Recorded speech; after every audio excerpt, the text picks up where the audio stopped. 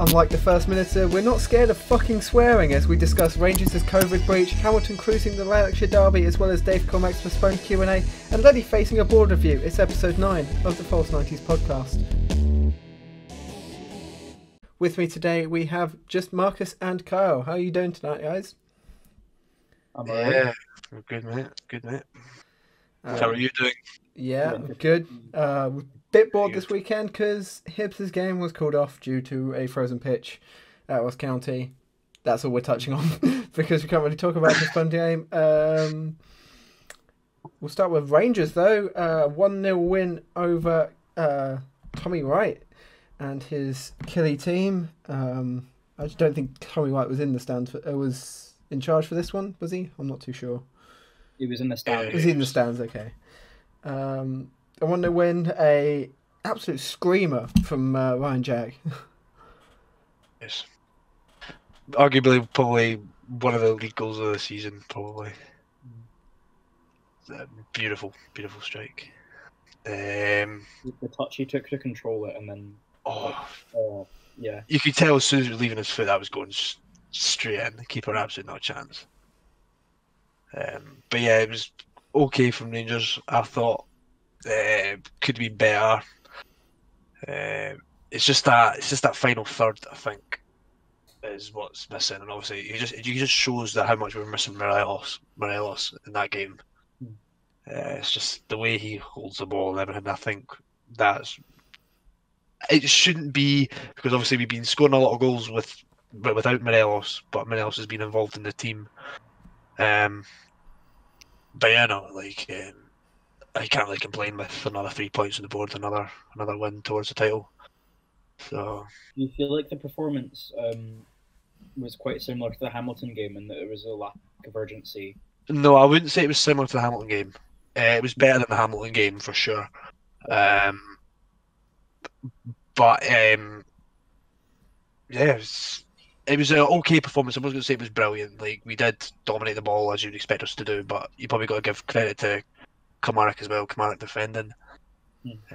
Got frustrating at times as well to watch, but they're always quite hard to break down, Kelly, even if they lack going forward. So I think teams have now got belief as well, obviously, like from our previous results as well against Motherwell and obviously drawing at Hamilton as well. The teams probably have something not to be afraid, really. He's going to have a go, so yeah, it was not really much to report. And obviously, if you have not watched the strike, watch it, because my God, beautiful strike. It was good play as well for the goal. Bit of scraps at the end, but then Tommy Wright came out and said that the goal shouldn't have stood because it was a handball or something in the play, but didn't look like it, to be honest. Of course, I would say that though. I remember them mentioning something about a handball in sports scene, but I don't know if I saw it. I was only half interested because there was no Hibs highlights to be. So yeah. Is it your own team or no team at all, Marcus? Yeah, I was only watching sports scene because there was nothing else to do. But fair enough. Aye. No, I am happy with the 3 points. You can't really complain when you got 3 points. So exactly, 1-0 win. It was solid. It's enough to keep the unbeaten run going. On to 79 points. At this point in the season, it's just about winning as well. It's not about performances anymore. It's just that's the sort of game that we probably would have ended up drawn.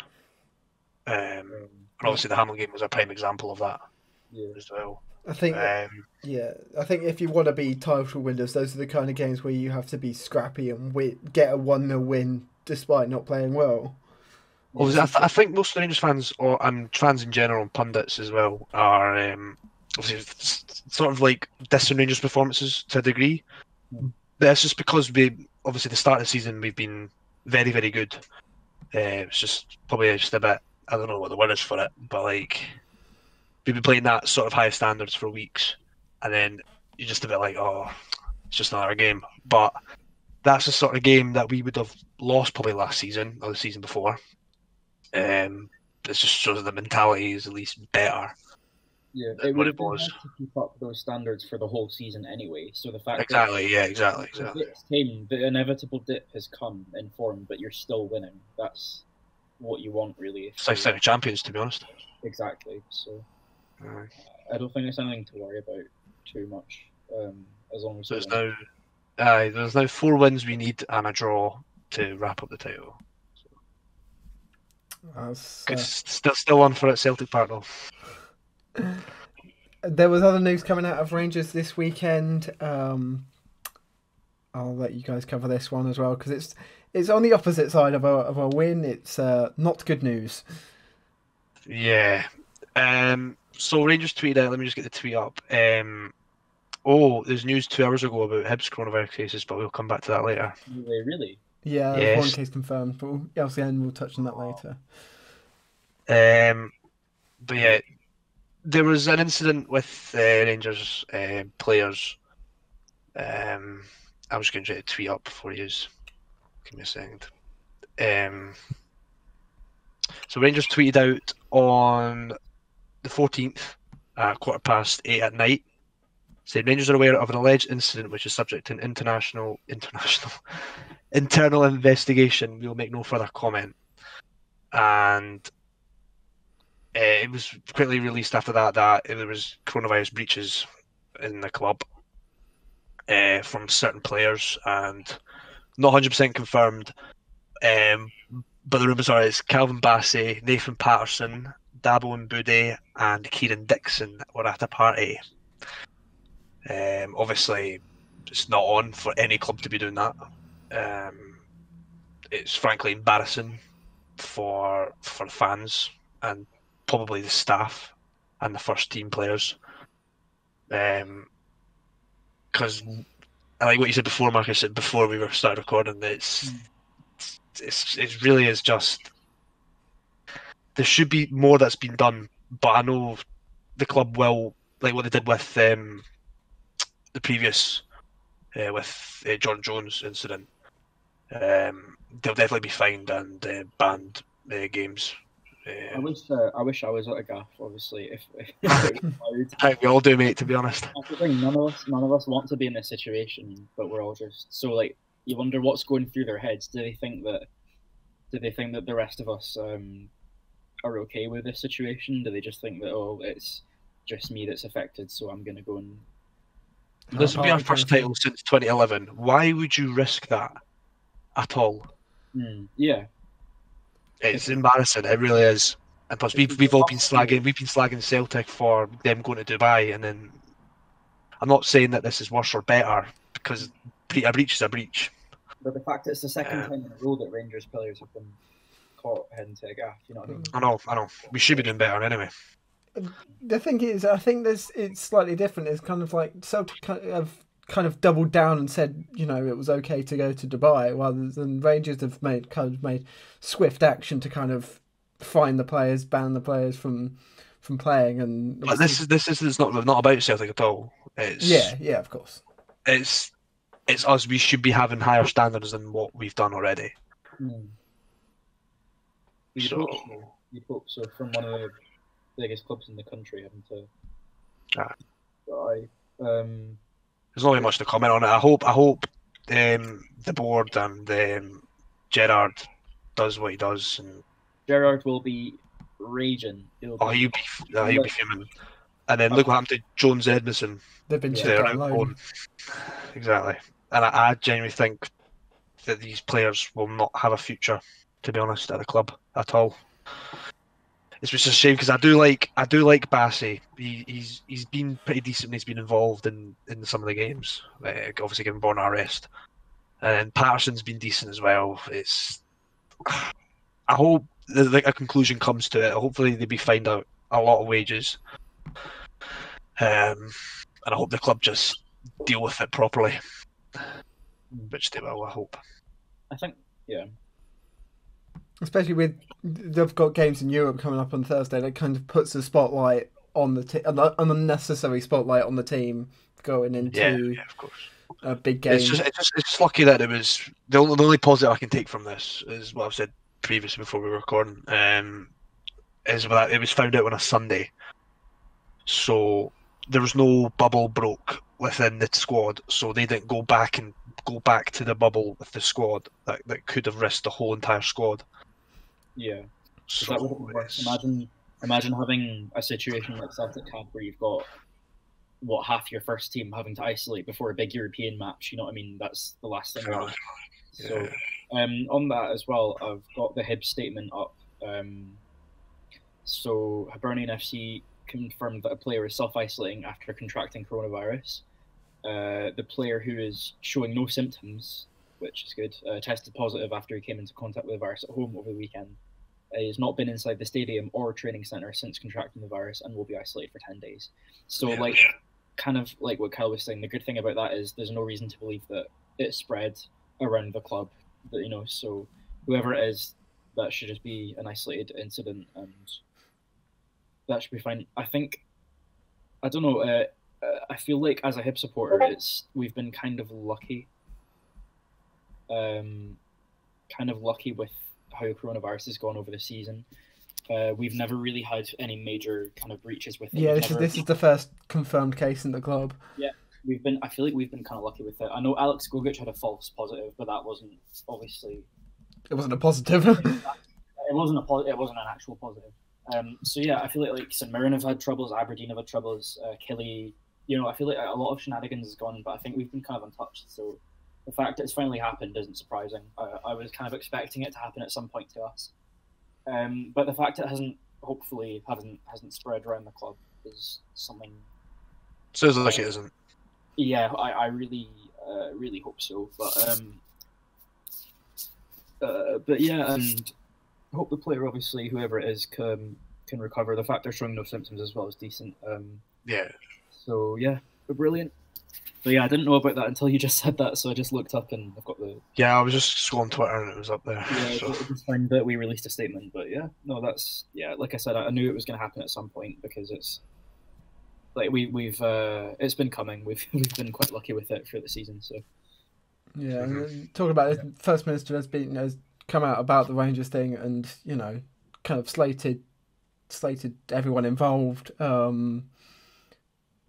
But it's like we were saying before, like football is getting an unnecessary kind of rep against this when like sports like rugby aren't. So yeah, definitely. Not just with coronavirus, but I mean, well, this is maybe going off topic a wee bit, but in general, the attitude towards football and rugby from the authorities, not just the government, policing and everything, is I don't agree with it. I think it's really classist, I guess you could say. But this is obviously going off topic. It's obviously carried over into coronavirus, and you had professional rugby players for Edinburgh breaking coronavirus rules, and as far as I can tell, nothing happened. And then, similar things where footballers did. I mean, you can't say that nothing happened though, because you probably expect the clubs to deal with it like independently about it. As far as I can tell, football got a yellow card from the First Minister, and rugby got nothing because But no, that's It's not really on topic. I mean, it's not just with coronavirus as well. It's with anything. It's with the way the fans are treated by police in general. It's an entirely different topic. It's something completely. We could have another podcast about this, but that's it's a special coming next week. The good middle class, they can behave themselves, but the lower class football animals, we need to cook them up and and have police escorts and cameras and and all that. So it's rubbish, but yeah. Anyway, that was off topic. Yeah. Well, on topic. I'll bring us back on topic. Keep that inside, Marcus. Keep that inside. Keep the rage inside. We'll get back on topic with rugby's not a real sport anyway. It's made up. Okay. I agree, but we'll move on to the most boring game of the weekend: Aberdeen 0, St Mirren 0. I mean, are we surprised? Aberdeen haven't scored in, what is it, like 3 or 4 or 5 games or something like that? And it's completely changed their entire front line. What do you expect, really? Yeah. I didn't watch the game. I didn't even watch the highlights. I don't think it even was highlights. It was a total of 5 shots on target the entire game. Nah, it's something that you would like. it's like a bedtime story. You'd read it to fall asleep to. You know what I mean? It would have been. I didn't really watch it, but If you want to nah, fall it asleep, would be just boring. buy an Aberdeen season ticket. You'll get paid. Buy a virtual season ticket. This is why they want McInnes out, because it's been boring football for 9 years. Yeah, one of my mates is an Aberdeen fan. He's fuming. He wants a change at the club. He just wants basically just to start afresh and just revamp the team. Really, Yeah, I think that's what they need. it's definitely what they need. Well, there was going to be a Q&A, Hope, the chairman, Dave Cormack, with the fans, some kind of like Zoom thing. But that got cancelled after this game because of big fan backlash. Basically, everyone wants McInnes out. That doesn't look good on the club at all. It shows that they obviously know there's an issue. So I'd say if it continues, then I don't think McInnes has too long. So I think anyhow they're not going to catch us. Even if they start winning, I don't think they're going to catch us. So it's just a matter of whether they can kind of start picking up results. Maybe get for in time for the split. That might save his job. But if they continue slipping down the table, I mean, Livi could potentially catch up with them. Then that could be the final nail in the coffin. But it's kind of similar to Lennon. It's like you worry. Or you wonder how likely it actually is. Like they could slip down to 5th or 6th or something, and he'd still keep his job for some reason. So yeah, you never really know. But I think we touched on this over the past couple of pods and said that basically it's probably a stupid idea to get rid of him now because there's not much of the season left. Yeah. I mean, yeah, he's got a whole new front line in, so I guess I think he's just waiting for them to kind of click first to see what happens. How they do. Canberry is, if I know anything about Canberry, it's that he's not going to be the answer to Aberdeen clinching 3rd off of us. Like he's a quality player. He's a quality player, but by this point in his career, he's totally done himself. You know what I mean? He's not recovering. He'll be kicking about the lower German leagues or something, or staying in the Swiss league. Or if I don't know if he wants to stay permanent in Scotland, he's the kind of player who he's going to end up at like a Killy for a few years. You know what I mean? Like Killy always just seemed to sign like rejects of other clubs, so he's just going to end up there for like a few seasons. You know what I mean? He's he could have been playing in like the English Championship if he'd I don't know if he'd stayed at us actually. Well, if he'd actually pulled his finger out and performed for us, I think he could have gotten a big move. Because like Sunderland were looking at him, but it's his attitude problems, I think. But I would say that's not the answer for Aberdeen. I don't know about Fraser Hornby either, but regardless, I don't think. I think replacing your entire front line in January isn't the way to go. If you want to climb up the table. I don't know, to be fair to McInnes, I don't know if all that can be put on him, because I think, is it Hedges that's injured for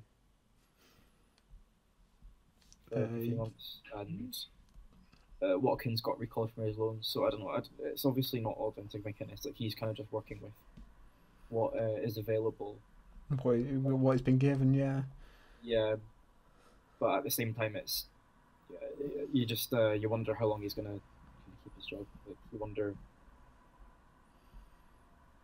you wonder how sustainable it is, how Aberdeen are going. So yeah, we'll see. Yeah, you said earlier that Livingston could be hot on Aberdeen's tail in terms of 4th place, but at the weekend they suffered a 3-0 loss to Dundee United. Now, this was kind of a shock result in a way. Obviously, Livingston did lose their last game, but losing to Dundee United, who we've slated for not being able to score. Well, I've said a few times that Dundee United have everything there to be a much better team, but Mickey Mellon's tactics were holding them back. And what they've done is, instead of playing a front three, they've gone with, I think it was 4-2-3-1 they played. So they just played Shankland on his own. They had 2 wingers, which I know Apure was in one ring, but And anyway, then like Spore, assist- Spore got well, he was on the yeah, other that's the thing. wing, scored within a minute. Yeah. Yeah. That's what they've needed, like, because that offers more more width for a start, and more service. If you're playing three up front, like McNulty and Clark aren't going to be drifting out right, providing width for the strikers. So the fact they've got width now, and like from the I mean, I didn't watch the game. I watched the highlights obviously, but it looked like Ian Harkes was playing that sort of playmaker role that they've needed. Like, and Shankland, it's no coincidence then that Shankland goes and scores 2 goals, because the only thing he's been lacking Is the service. Service. So now they've got that. They have everything. They have everything in front of them to be able to go and be a decent team. So yeah, no surprise really. They do have a really good squad. They have a much better squad than Livingston. There were 2 red cards in this game. Both of them, which, like, you can understand why they've been given for red, but personally, myself, if I was a ref, I wouldn't have given red for them. Like, they were kind of like 50-50s, and they've just gone in a bit too hard, kind of thing, for both of the red cards in a way. Pollitt one was definitely a red, I think. What's that, sorry? The Peter Pollitt one was a red. See, I'm not too sure for me, but again, that's one of the ones. I don't know. Like I said, I was only kind of half paying attention to the highlights. I just wanted to see the goals, but yeah, I remember looking at the Pollitt one, thinking, yeah, that's pretty rough, or that's pretty, that's meriting a red. So sure, that's yeah. Also, I think Dundee United played better with 10 men than they did with 11. Obviously, they only had 11 for 30 minutes, but I think. And Livingston, are they slipping a bit? Obviously, they've got the League Cup final coming up. Is it a bad side? Is it a bad time to hit a poor run of form like this? Yeah, I mean, before a cup final, it is, or it doesn't put the fans in a good mentality, or raise their hopes or anything like that. There's 2 losses on the bounce. They've got St Mirren coming up at the weekend. That'll be a big game, because they'll want to pick up some form before they head into that League Cup final with St Johnstone in 2 weeks' time. I mean, after 14 games unbeaten, I mean, they weren't going to keep that up indefinitely. So, but I don't think they're going to completely drop off. Like, they'll just kind of level out. Yeah, it's 2 losses on the bounce, as you say, 14-game unbeaten run. So it's yeah, they'll just level out. They won't drop them dramatically or anything, but they'll just kind of level out. They're still a decent. Martindale still works wonders with that squad. Still a very well-drilled side. They know what they're doing, and they can get results if they can get results. So. It's not a time to worry if you're a Livy fan. Do you think it's maybe they're overconfident a wee bit? Is that why they're slacking down a wee bit in the results? Could be.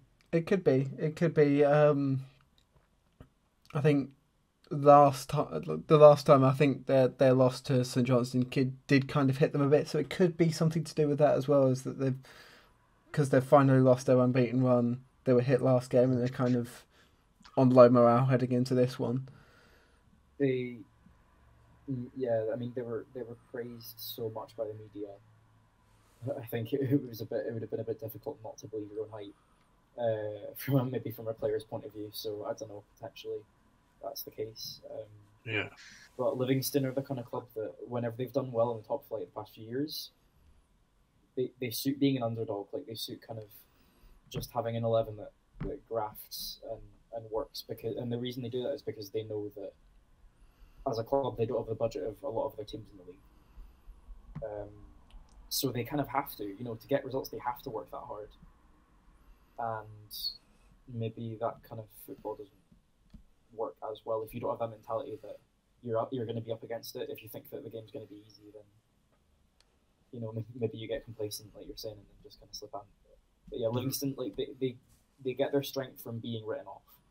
So when they're being praised and when they're expected to win, maybe it isn't suited. Yeah, they're not an underdog anymore, and they can't really play like underdogs. Yeah, but that's just what I think. I'm not sure if it is.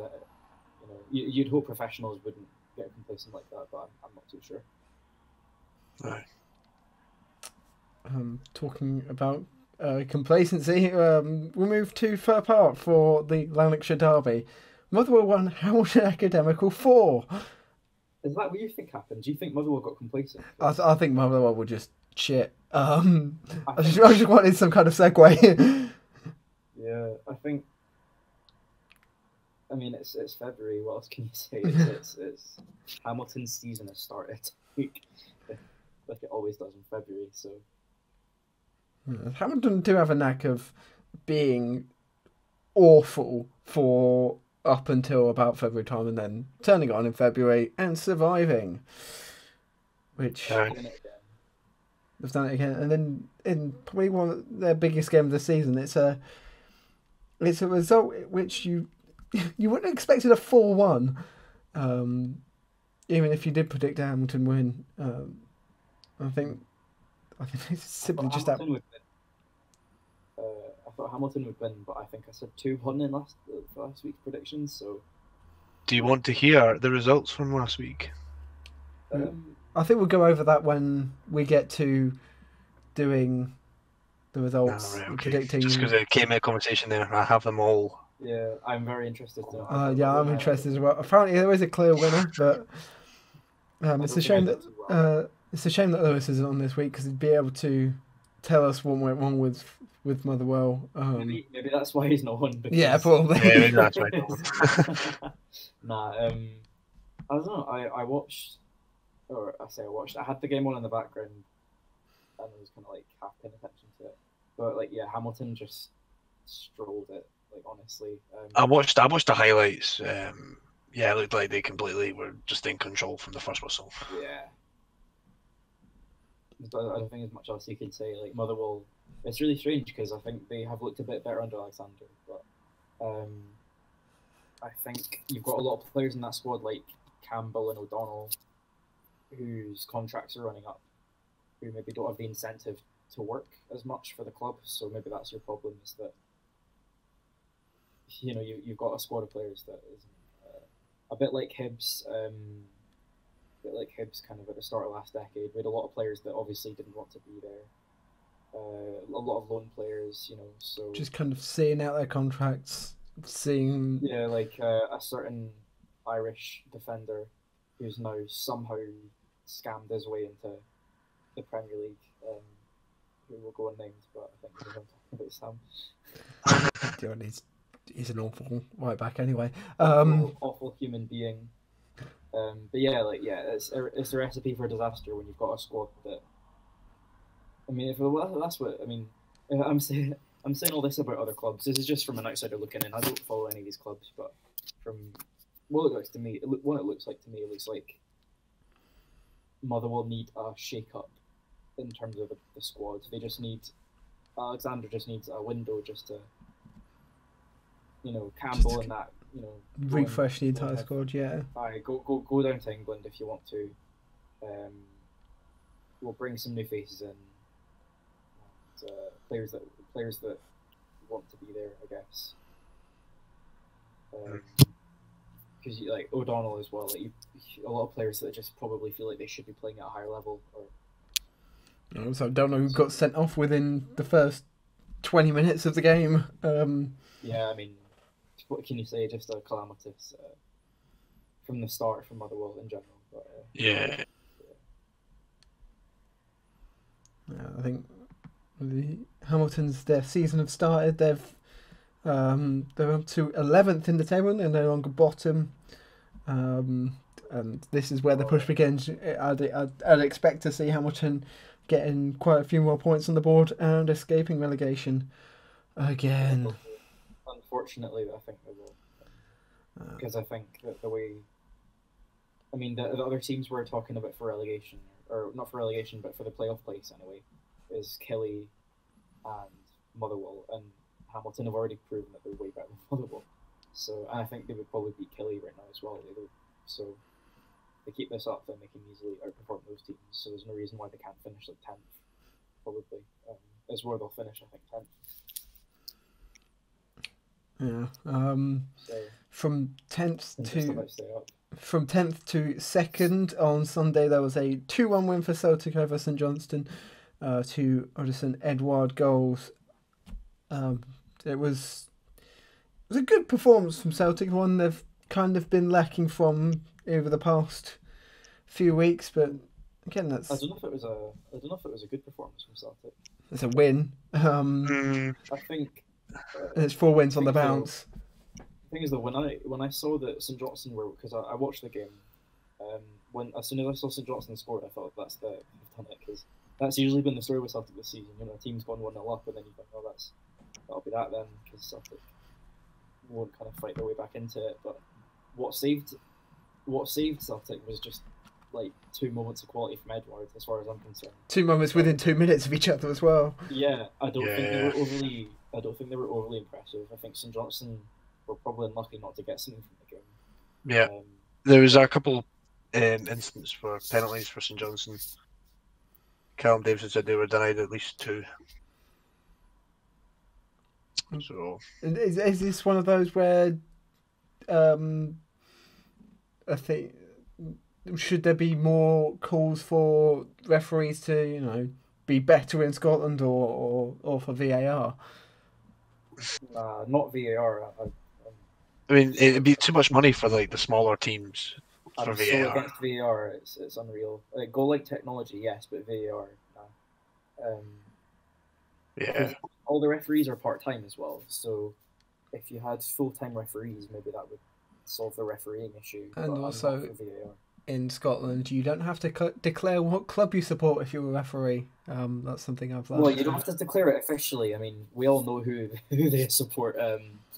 Wait, what is it? John Beaton Loyal. Like, you've got that picture of him with Rangers fans and the flag out. No, it is a messed up system where there's a lot of people who will support the big 2 clubs and will, and then that trickles down to referees as well, and there could be some bias there. Well, all the referees are mostly from Lanarkshire. Oh, Barcelona were just in. All the referees are either from like Glasgow, Ayrshire, Lanarkshire, so like they're mostly going to be supporting them too. You know what I mean? If you had more referees from like Lothians or the Northeast, then I don't know. I'm not an expert in the refereeing situation, but it just seems like they're all kind of, from the Lanarkshire area, and obviously, they're all giving each other the handshakes. They're all brother beaten, all that. So, but yeah, like I said though, like the last thing we need is VAR, because if that's proven anything, it's that it brings more controversy. It doesn't actually take any controversy out of the situation. So, we don't need that anywhere near Scottish football. Goal line technology, yes, because if you had goal line technology, maybe Hibs would have won another derby or 2 the past couple of years. But yeah, VAR now. And there's also a big game coming up this week. I just want to touch on this before we get into predictions and the quiz. Is the European football? Who's done the quiz this week? Oh, I've got it. All right, because I had one up just in case if everyone forgot. Oh, nice. I'll keep it for next weekend. Is it me next week? I think yeah. Whoever wants to take it next week. European football back this week. As Marcus quietly mentioned earlier, Barcelona are playing at the moment. Yes. But on Thursday, the only Scottish representative still in Europe, Rangers, will travel to Antwerp to play Royal Antwerp. Yes. Looking forward to it. I miss European nights. Shame we can't be there, but class away day. Mate, like I was meant to go to Leverkusen before, but Antwerp is a lovely city as well. It's so nice. Yeah. So I don't know who goes into the game favourites. I think it'll be very close. I think Rangers are favourites last time I The checked. odds are with Rangers at the moment, yeah. Yeah. Quite nervous actually about this one. It could go either way, to be honest. I know Antwerp are missing a couple of their players. They're missing quite a few. They're missing Dessart, Mbakani, Batus, Binsika, Haroun, Butes, Verstrater, and Koopman. I don't know if they were first team players. I don't know if they're any good. I don't know. I don't know anything about Royal Antwerp, but we're missing Katic, so just Katic, yeah. Yeah, but no, I'm looking forward to it. Should be a good game, hopefully. It's European nights are back, which is I'm looking forward to it. And Antwerp, they were a bit of a surprise in the group stage. They finished second in a group of Tottenham, Lask, and Ludogorets. I think many predicted them to finish bottom of that group, but they got 4 wins. And beating Tottenham 1-0, wasn't it? Was it not at Tottenhm? So they. I'm trying to find the results. I think they did. Yes, they did. Beat them at Tottenham. Yeah. No, beat them at Antwerp. They beat them at Antwerp. Yeah. So it looks like it'll be a tough place to go to. So yeah, we just hope we can get back our game before. Obviously, Morelos will be available. So will Roof. So I guess it's a big boost. He gives it, the fact that Morelos is back. He gives you that kind of. And also Scott Arfield's back as well. Scott Arfield's been an absolute key player for us at the start of the season and European games as well. So it'll be a tough squad to pick for Gerrard. But I know he'll go for his strongest team that he thinks on the day will win, deliver the win back to Glasgow. But it's one of those ones where it's a good kind of. It'll be a good tie. It'd be a good tie. But I was going to say it's kind of like a good problem to have for Gerrard that he's got all these players coming back. Yeah, of course. That's just been the difference in total in general this season. Is we've got an actual solid squad. And that's obviously proven in Europe as well. We can rotate and still be a solid team. But yeah, again, still nervous going to this game because Antwerp could play amazing like they did against Tottenham. Well, I think in fairness, in that game, Tottenham were awful. So Tottenham are, pretty bad. But it should be a good night. I missed Thursday nights. Sitting downstairs, get the flag on, get the tunes on, get a couple of beers going. So looking forward to it. It should be a good game to go and watch anyway. I'll give my predictions at the end when we do predictions. Yeah, they will be part of this week's predictions. But before we do predictions, it's time for the quiz. Yes. Come on, let's do it. Marcus, I swear to God, man. I've made it very hard this week, so... Oh, mate, no way. But I've only won 2, so... You've won literally ones that you haven't done, mate. Oh, no, I won last week, didn't I? Yeah, so you did that. Right. So, recently the Scottish national team beat England in an inferior sport. So we want to talk about the last time the Scottish football national team beat England, who scored the only goal in a 1-0 win at Wembley in November. James McFadden. In November 1999. 99, right, okay. I don't even know the team. This is awful. This is the year before I was born. This is awful. This is a month before I was born. I didn't even know who this guy is.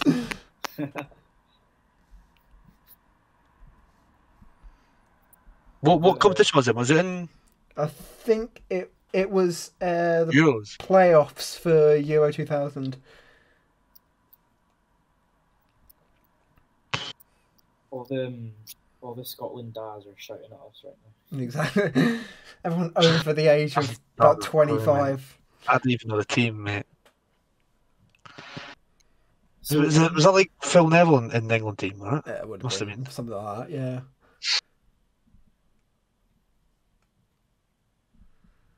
Couldn't tell you. I literally couldn't tell you. I know there probably was a couple of Rangers players in that team. It was Donald Hutchinson. Oh well. Next. Next question. Just move on. Oh, clue, mate.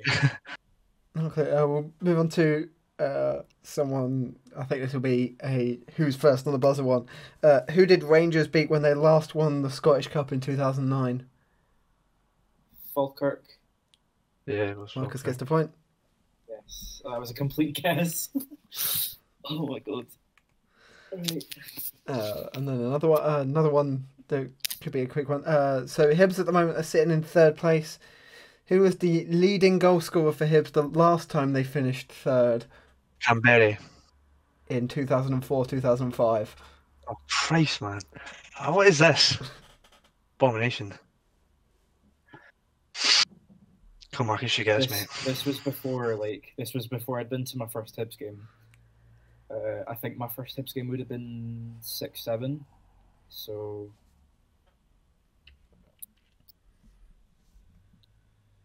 Riordan? Yep, Derek Riordan. Riordan, yeah. That's a joke, fam. I thought that was a pretty safe one, but yeah. Fair enough. Another classic Hibs moment. I want to say, name any of the goal scorers in the highest scoring game that we know of. Motherwell 6, Hibs 6. Name any of the goal scorers. What year was this in? That is a good question. I didn't write that down. I think it's 2011, but I will just double check that. Yeah, it was around then. Stokes. Stokes, yep, he scored 2. It was May 2010. Yeah, so Stokes is one of them. Who's that guy that? Ryden's one of them, yep. Who's the guy that played for Dundee, but then also played for Motherwell? And I know. Wait, is it Motherwell scores as well? Motherwell scores as well, yeah. I think is it Juchkiewicz? Juchkiewicz, yep. Scored for Motherwell. He's the one who scored. He scored the 6. Thomas Haitley. Thomas Haitley, yep. Colin Nish must have been playing around then, eh? He scored a hat-trick. Colin Nish scored a hat-trick, yep. Yeah, and I think that'll be all the Hibs scores, eh? So that's all the Hibs scores, yeah. All right. Well, I don't even know the Motherwell squad, so. There's 2 more for Motherwell. I think if Lewis. I was actually reading about this a couple of days ago, by the way. Really. Mm-hmm. I think. Kyle, you'll probably get them before me because I couldn't name you another Motherwell player apart from Juchkiewicz in that team. So. There's someone that played, who plays, I think. Was Jamie Murphy playing for Motherwell at that time, or no? Was that later? I don't know. I just wrote down who scored, so he didn't score. Oh, if he was. How many players are we missing? Just 2. 2. 2 players scored Lewis 2. Lewis would have got these already. Yeah, exactly. If Lewis was on, he would have gone both. I know he played for Motherwell, but I can't remember what year. John Sutton. John Sutton, yep. Mate, right, okay, no, I don't got any more, mate. That's me. I wrecked my brain. The other one was Giles Coke. Yeah. Nice. Oh well, Lewis will be proud of me anyway. Yeah. And then the last question: which country did former Kilmarnock striker William Gross come from? He is the only player from this country to play in the SPFL. William who? William Gross. How's that spelled? Gros. Gross. William Gross. Sounds French. It sounds Liechtenstein. No, he's not from Liechtenstein. William Gross. Is he not from France? No. Nah. The only player from his country. Gross. Man, I've got a clue. Oh my god. Suriname? Suriname, no. I'm just thinking of countries that not many players are coming from. William. So that could be Americas or. Give us a clue, mate. It's an African country. Madagascar. It's Madagascar, yeah. How'd you get that? Oh, Because African, it's like famous African, mate. That's a good point. Yeah. Oh, He played damn. 50 appearances for Kilmarnock between 2010 and 2014. Yeah. That's bad. So Marcus wins that quiz with 6 points. Carl, you got 4. It's another. How many did I get? What's that? Sorry. How 4. many did I get? 4. that's Most okay. of those were getting the. I wish I could put some answers, by the way. Here we go, 3 in a row. Right, It's not 3 in a row, is it? It's 3 wins. It's not 3 in a row. Exactly. I need to think of a new song, and that was rubbish. That was terrible, mate. That was shocking. Shall we just move on to doing the? Yeah, right. 3 times. Okay, let's move on. So, I've got all the results from the last predictions, and I can tell you, drawing last. Would you like to know who's drawing last? It's me, isn't it? It's me and you, Sam, Hey! sitting on with 1 point, and I can tell you where we both got the 1 point from. Is that Rangers So you got your 1 point from... from saying all Rangers win, I'm guessing. Yeah, from the Rangers win, yeah. And nobody got any points for the Hibs. And game. I also got my point from the Rangers win. So in 4th... No, is it 3rd? In 3rd. In 3rd is Andy with 2.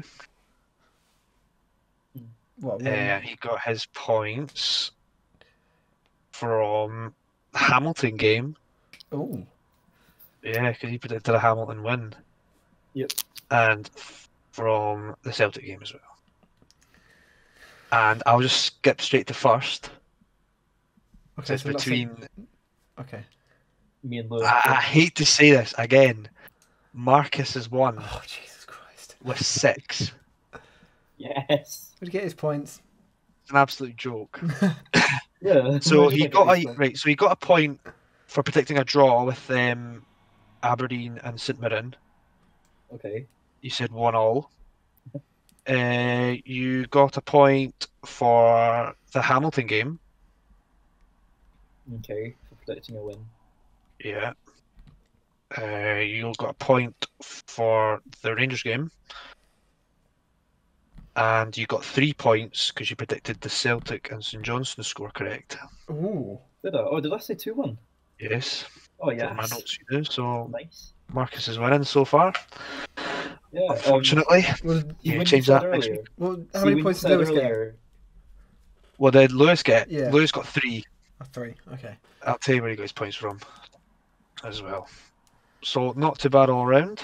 Well, Lewis obviously didn't get points for the Motherwell Hamilton game. So Nice to rub it in right there.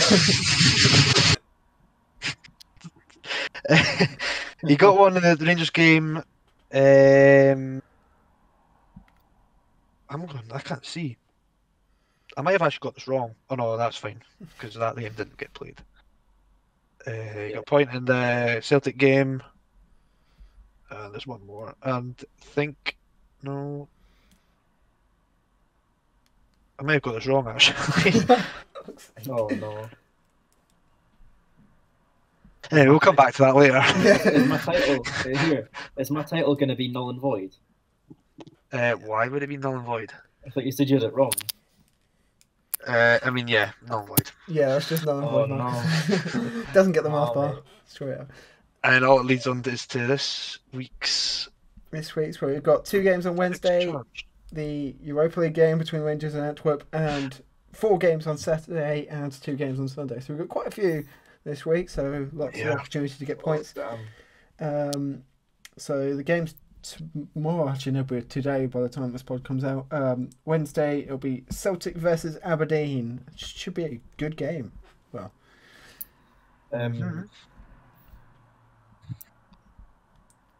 You can just kick us off, Marcus, with your score predictions. Yeah. So I don't think Aberdeen are going to be any better, unfortunately, for them. So yeah, at the same time, like Celtic seem to have turned a wee bit of a corner. They're picking up results even if they're not playing amazing football. Yeah. So I think Celtic will win 2-0. it'll be another kind of just boring. Yeah, I was going to say the exact same thing. I think Celtic will score 2 pretty decent goals. I don't see, and on the form that Aberdeen are in right now, scoring at Celtic Park. Yeah, Unless Canberra, Canberra decides to have his like one good game in 10. I just don't see the Aberdeen kind of new strike force clicking anytime soon. So yeah, I'm gonna say 3-0 Celtic actually. 3-0 Celtic Park. Okay. Right. We'll get Lewis and Andy's in the we'll get them in the chat. In the chat, and put them in when hopefully they're on next week, and we'll. Cool. The points from there. The other game on Wednesday, St Mirren versus Hamilton. Should be a good game for them both. Right? Hamilton obviously on form. Form for them anyway. And I can see. Well, obviously, St Mirren have been playing very good football as well this season. I'm probably going to predict a draw for this one, to be honest. Well, should I though, or the heck? Yeah, I'm going to go with one each draw. That one. I think I'm going to go for a 2-1 Hamilton win. Ooh. Just because it's Hamilton's time of the season to pick up points, I reckon they're going to get another win. The thing is with Hamilton's run of form is that they tend to start beating the teams around them rather than teams that are above them, and that's what pulls them up. What did you say your prediction? Sorry, 2-1 Hamilton. 2-1 Hamilton. Yeah. I'm really close to saying 1-0 Hamilton, but I think it'll be a draw. I think St Mirren are in good form themselves, but Hamilton will be. And I think Hamilton will be happy with a draw as well, to be honest, from that. It's another point away from Ross County. So, yeah, that'll be 1-1. 1-1 as well. Stop copying all my results. That's how he wins every time. No, as soon as he started talking about it, before he said, I thought 1-1. But... Yeah, no, that's the same with me with the Celtic game, yeah. Next game. On Thursday, we've got the Europa League. Royal Antwerp versus Rangers. Again, I don't really know anything about Royal Antwerp apart from they can beat a shit Spurs side. So I'm going to go with a 2-1 win for Rangers. Good man. I think Antwerp are going to be a lot better than what people are thinking. I think the standard of Belgian football is pretty high, probably higher than the SPFL. But I think Rangers will go through the tie. I think it'll be a draw. I think I was telling you this earlier before we started. I think it'll be a draw over Mirren, and Rangers will get the win in Glasgow. So I'm going to go for 2-2 in Antwerp. What did you say, Marcus? 2-2. 2-2. Yeah. Take it. Right. I don't really know what to predict here, to be honest. I can see Rangers winning the tie, but it will be a very close tie. I am going to go 1-0 Rangers because it'll be a very close game. I think the goal will come in the second half, late on in the second half. It'll be a set piece or something. Penalty. Oh, of course, it'll be Tavern. I'm hoping for a very entertaining game on Thursday. It should be a good one, yeah. A lot of beers will need to be consumed before kick-off to settle my nerves, but we move. So, yeah, 1-0 Rangers for me. I've just checked. If anyone cares, I've just checked the Barca. So it's 1-1. 1-1. Is it? Nice. Yeah. Messi with a penalty. Yeah, I clicked off it and then I went back. So we'll move on to Saturday. I'm just getting it back up again. Saturday, all the games kick off at 3 o'clock. One of those is Aberdeen versus Killie.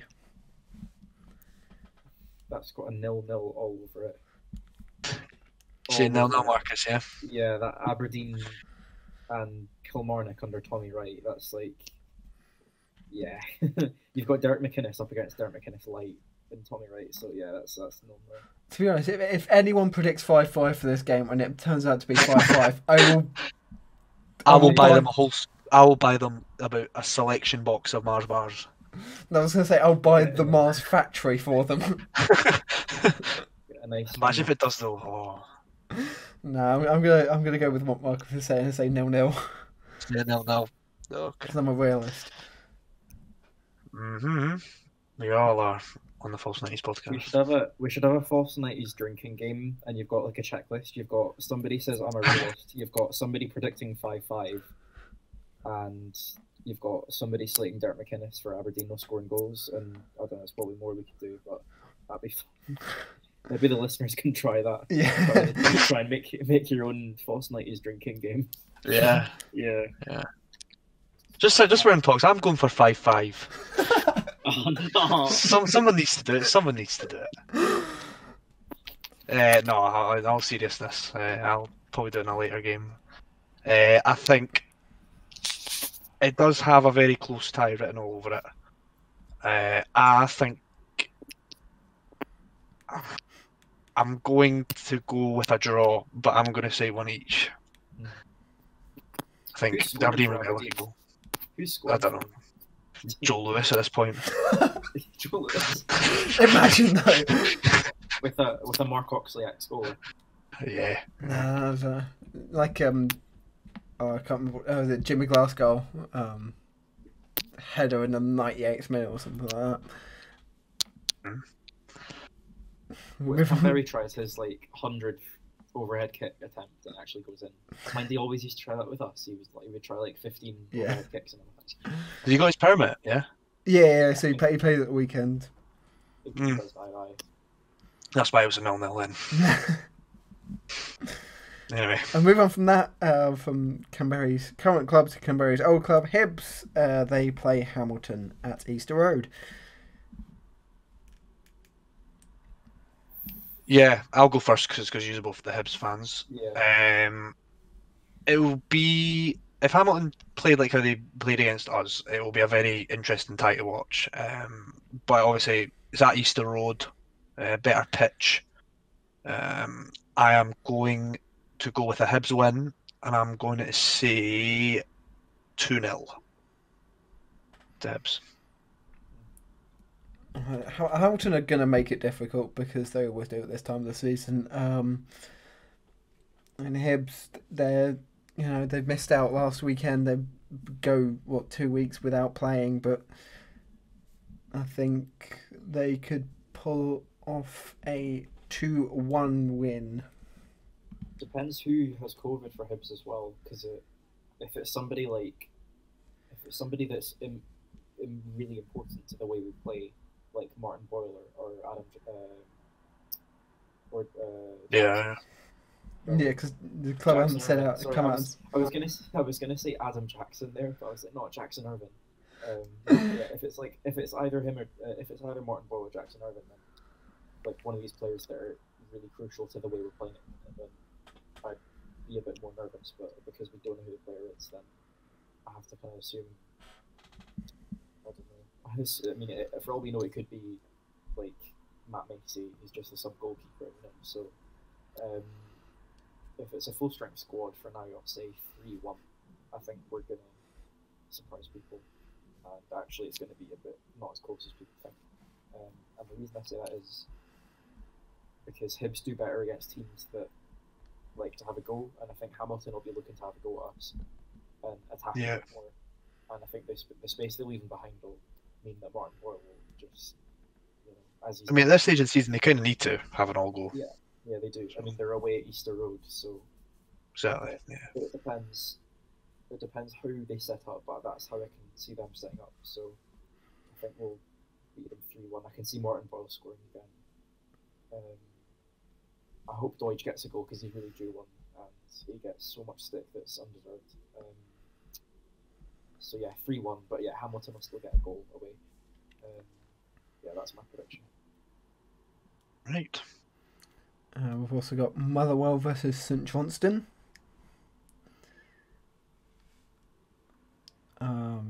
This is one. These are getting tougher. Yeah, these are getting really hard to call. Motherwell St Johnstone at Fir Park. Am I At Fair wrong? Park, aye. Yeah. I'm going to go with St Johnstone win, and I'm going to say 2-1 St Johnstone. Just because St Johnstone under Cam Davison has been very good, and Motherwell has been hit pretty hard against their rivals. So I think that will hurt them in this game. I think I'm going to agree with you about St Johnstone, but I think Motherwell are going to come back fighting, and I'm going to say 2-2.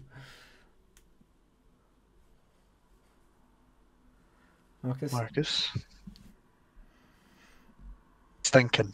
So last week I had Motherwell to lose as well, and then they went and lost heavier than we all thought. So this week I was going to say 2-1 St Johnstone, but then I thought, no, this might actually be a higher scoring one. So I think He's pulling out the 5-5 card. Nah. 3-1 St Johnstone. 3-1 St Johnstone. Yeah. Sorry, Lewis. We've also got St Mirren versus Livi. Man. Oh. Also, this I think this game depends on how St Mirren plays against Hamilton. Yeah.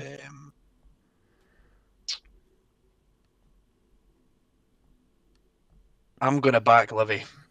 I'm going to say 2-1. Did I say 2-1? No. I'll go 1-0. Livi. The past 3 games between these two clubs have finished in a 1-0 win, so yeah, that's why I'm going for that. I'm gonna go for 1-0 Livi as well. I think they're gonna bounce back and take a decent win into the League Cup final, which will be next week. Mm-hmm. Marcus? I think St Mirren will actually do it 2-1. 2-1 St Mirren. Yes. Okay. It'll be tight though, but yeah. Yeah. And there's 2 games on Sunday, the first of which is at 3 o'clock, and it is Rangers versus Dundee United. 2-0. Because last time it was tough against up in Tannadice. Just scraped a 1-0. Ibrox should be a bit more settled. 2-0. Easy peasy. 2-0 for me as well. You see, I think I'm going to agree and go 2-0 as well, because I don't see Dundee United clicking as well as they did against Livi at Ibrox. And if Rangers are coming back from Belgium with a good result, they're going to be on a high. So, yeah. Even if we lose the game or draw the game, I think Gerrard will have the guys fired up for that game. Like, this is back to league business now. Europa League out the head. Next tie out the head. Focus on the league. 3 games to go. Blah, blah, blah. So we've all gone 2-0 for that, all of us here. And last game on Sunday at 7:30 is at Dingwall, Ross County versus Celtic. And that's if the game goes ahead. That's if it goes ahead, yeah. Can we say postponed for this game? You could predict a postponed, but that would be... Nah, the snow's away.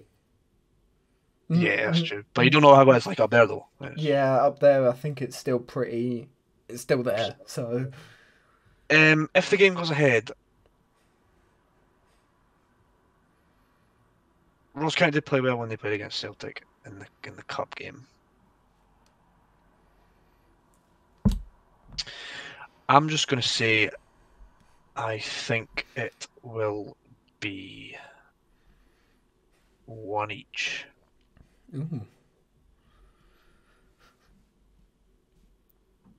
It'll be a tough pitch for Celtic to go up to.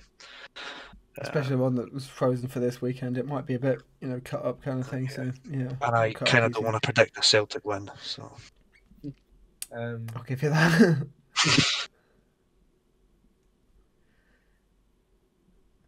Who's next then? Who's predicting next? think Celtic will win.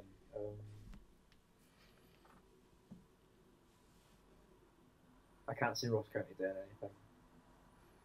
So They have done previously.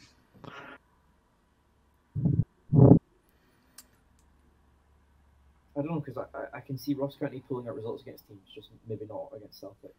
I don't think. They have done. You're just Nah, trying to I make him can't predict a Nah. not Celtic win. Nah, I can't see it. But I don't think Celtic will be amazing by any stretch. I'm probably going to go a sneaky 1-0 away win for Celtic. That's what I'm thinking. Because we're realists here. I think Ross County are going to make it tough, but I'm going to go for a 3-2 Celtic win. Wow. That's one of the fives. 5-3, did you say? No, 3-2. 3-2. So we're talking about fives.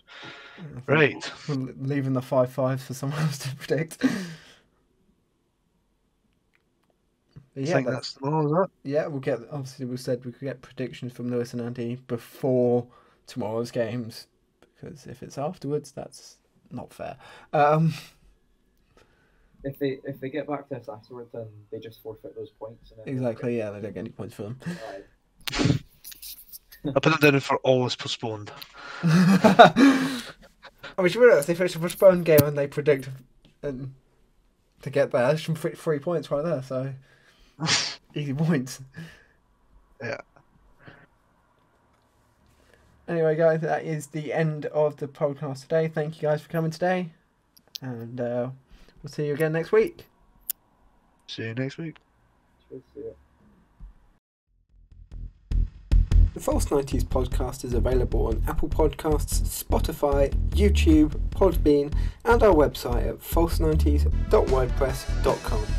For updates, follow False 90s on both Twitter and Instagram. And a big thank you to Fransisco Aluear and his track Space Game, which is our theme tune.